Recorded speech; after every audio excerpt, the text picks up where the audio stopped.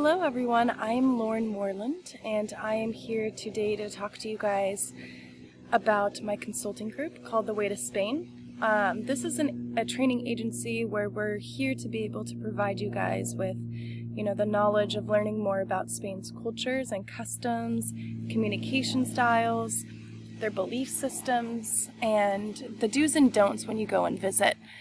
Everyone's goal when they go and visit a new country is to be able to not just make it the most memorable time, but to be able to make your time there worthwhile, make it worth while in terms of being able to learn more about, some of the topics that, people might not always be able to touch on and get to learn about when visiting another country. So we just want to be able to provide you with the necessary tools and information that you guys can get before visiting. So the agenda is we're going to learn more about Spain's culture, and so being able to learn about kind of the way that they communicate with one another, being able to learn about the culture and, Spain's outlooks on what's really acceptable in their culture and what isn't. So really the do's and the don'ts. We're also going to learn about us as individuals, being able to learn and grow, learn all the necessary things about another country and the cultural understandings behind that. So when it comes to culture, there's a lot of different aspects that we can touch on. Today I'm going to talk about the values, identity, and the belief systems. And then we'll go into verbal and nonverbal communication, enculturation, so things like tourism and pop culture, as well as applying it to the business setting. Before we get into that, I want to share a brief description and information on Spain in general. So where is Spain? Some people might not know. And it's located in the Iberian Peninsula. And if you don't know where that is, that's basically southwest of Europe. The predominant language that's spoken is Spanish, as well as when you learn more about the Spanish culture in Spain, you'll learn that things are divided by their ethnic groups and how and which language that they speak. And some of the languages are Catalan, Basque, Castilian, and Galician. And one of the main sources of income is tourism. So they rely really heavily on, getting people to go and visit and provide them, with economical stability. This is a graph showing, and I'll go more in depth on this a little bit later, but this is just a great example of showing kind of the differences in terms of Spain and the United States and the 6 dimensions of national culture.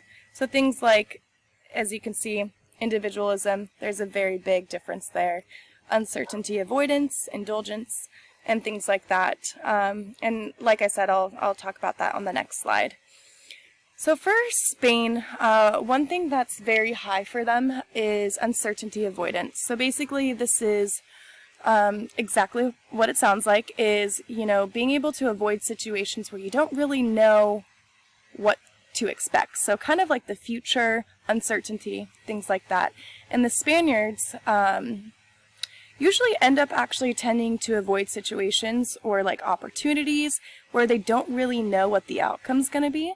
And so that was interesting, especially when you correlate it to another one, which is the long-term orientation. So the Spaniards are very about living in the moment, go with the flow. And so these two I thought was really interesting how these ones were correlated because, living in the moment and kind of just doing day by day instead of future telling kind of symbolizes why those would be similar. In addition, masculinity versus femininity. Spain is a very harmonious country. They are not about the mindset of the winner takes all. They are really about being able to make sure that everyone is on the same page, working as a teammate, and things like that. Some verbal and nonverbal communication things that actually stood out that I think are very important when visiting is when you go to Spain, you're going to notice that a lot of Spaniards are very loud spoken. They're very enthusiastic, they're energetic, and they usually end up interrupting from time to time. This is something that's really common because they just love communicating. They love socializing. So this is something to be aware of. In addition, they love asking questions, especially when it comes to people who are touring. They genuinely want to learn about you. So that's something that you're going to end up learning about as well. And some of the nonverbal ones are, it's very common when you shake a hand to have eye contact, but they really want to make sure that you are engaging in eye contact. Oftentimes, the females and the males that know each other will greet each other very differently than other countries. So the females will do the air kisses on both cheeks, and the males will pat on the shoulder. Again, this is for those that know each other, so don't assume that the Spanish are going to be doing air kisses on you, so you don't have to worry about that. But one thing that you could be conscious of is the fact that a lot of Spanish people do like to talk very close to you. So if this is something that's not your style, that's totally okay, but just know that that's like the way that they like to communicate, as well as, lots of facial expressions and smiling. So some specific words and phrases that I wanted to talk about is hola, which means hello, así, which translates as thing, but is used as so. So this is super important when it comes to Spanish because oftentimes, you can get by with doing translation.com and, translating things that you have questions on or what you want to say when you're visiting that country, but oftentimes they're not going to translate the same. So really being able to learn about a culture and knowing kind of like the appropriateness of like how to actually talk to somebody is very important. In addition, eye contact is very, very huge, especially like a firm handshake. Something interesting that's a norm over there is siesta. So this is a time where the Spanish actually have complete shutdown of the country from 2 to 5. And this is to give people the opportunity to have a break. They've been working all day and things like that. So going over into enculturation, so what can you as an individual expect when you go to Spain? Well, lots and lots of beautiful structures. You're going to notice there's this one thing that is very famous there. I don't know if you've heard of it, but it's called the Plaza de Toros, and it is bullfighting. Bullfighting has been in Spain for so long, and it's a very historical and monumental place, but also the history behind it as well just signifies a lot of it did have to do with status and how much money an individual made, but the goal is for a lot of Spanish people, like their lifetime goal is to be able to save enough money to be able to go to one of those. Culture is, in terms of like religion, is very huge in Spain. So you'll see a lot of churches, specifically the Basilica of the Sagrada Familia, some national parks, and of course little tapas, which are small appetizers and drinks as well. But what can you really expect besides all of those monumental things is, like I said, being greeted super enthusiastically. People are going to stand close to you. And there's just going to be a lot of people, especially during like prime tourist time, which is going to be in the summertime. And the way that the Spanish communicate in a business setting is very similar and different in a lot of other countries. Firm handshake is pretty well-rounded in different countries of being able to communicate, again, that direct eye contact. However, what makes them stand out is when it comes to any type of business relations, they are very, very big on having trusting relationships and friendships before they make those business contracts. So that could be very different because oftentimes, your work and your work life is very separate. But they believe that, being able to build that trust is key before making a business opportunity. In addition, they also end up usually wanting to hire within, like their family or people that they know.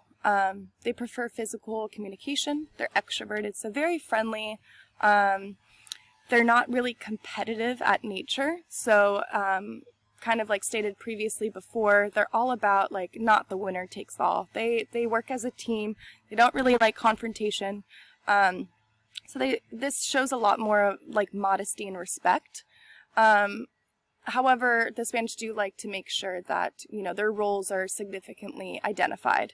And they also tend to be usually late to things. When it comes to like business meetings, they're less likely to be late. So things like dinner reservations, that's probably going to end up 90% of the chance happening.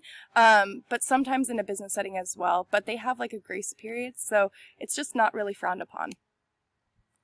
And then the Spanish do's and don'ts. The Spaniards love to talk very close to you. So if this isn't your style, that's totally okay. Just wanted to give you guys a warning. If you are talking to someone that you don't know, it can be confused to, you know, speak in Spanish and do too, which is also you.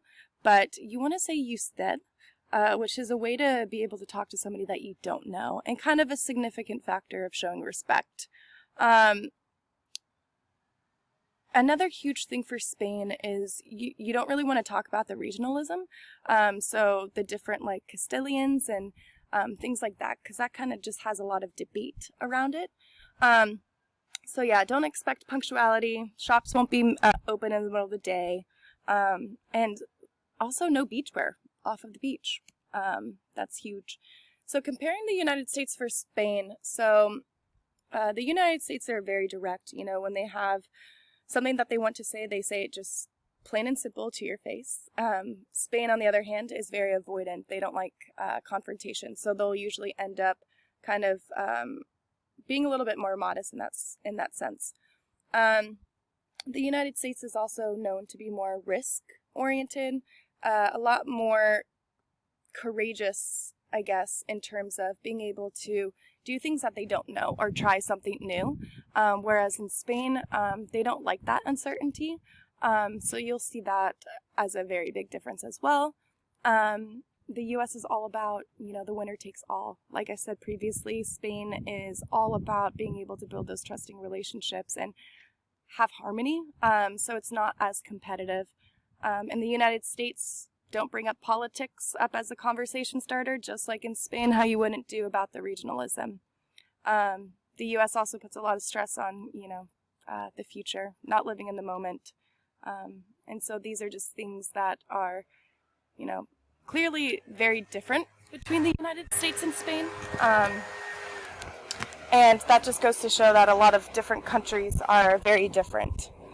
And this is just some of the work cited that I had, and I hope that you have a very awesome time visiting Spain.